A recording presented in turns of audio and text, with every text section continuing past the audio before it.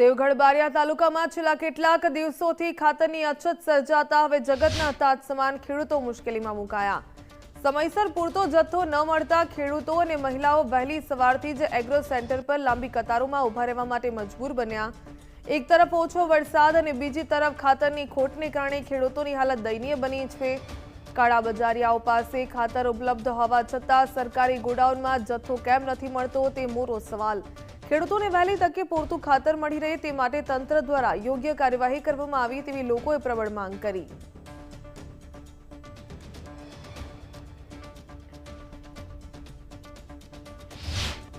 સાહેબ 6 વાગ્યાથી આવેલા છીએ ખાતર લેવા માટે અને સરકારી મેં ફક્ત એક ખેલી આપે છે, બાકી હવે છે 4 દિવસથી ધક્કા ખાય તો ખાતર હજુ સુધી ઊભા છે લાઈનમાં પણ મળ્યું નથી। હજુ અડરાઉન્ડ છે સરકારી ગોડાઉનના અંદર માત્ર આધાર કાર્ડ પર એક જ થેલી આપવામાં આવે છે અને કાળા બજારીઓને ત્યાં સરકારી ગોડાઉન કરતા વહેલો ખાતર પહોંચે છે અને ત્યાં જોઈએ તેટલી થેલીઓ આપે છે। તે પ્રકારના હાલ દ્રશ્યો અહીં સર્જાય છે અને એ પ્રકારના લોકો કહી રહ્યા છે ત્યારે સરકારી અનાજ સરકારી ગોડાઉનના અંદર ખાતર કેમ નહીં।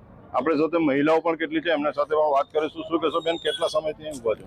અમે 15 દિવસથી ખાતર લેવા માટે લાઈનમાં ઉભા છીએ, ખાધા પીધા વગરના, અને કાળો બજારમાં મળે છે પણ સરકારી બી એમાં નથી મળતું। તો એમાં અમારે 3 વીઘા છે તો એમાં એક થેલી આપે છે તો બીજા વીઘાની અંદર કઈ રીતના ખાતર એમાં કરવું પડે અમારે। બેન તમે ક્યારથી ઉભા છો? અમે પણ હવારથી જ ઉભા છીએ 6 વાગ્યાથી। કેટલી થેલી ખાતરને શું કહો છો, શું કહેવા માંગો છો? અમારે 3-4 વીઘા જમીન તો એમાં એક થેલી આપે તો અમારે નહીં થાય ને। ઇરફાન મકરાણી, ગુજરાત ફર્સ્ટ, દેવગઢ બારિયા।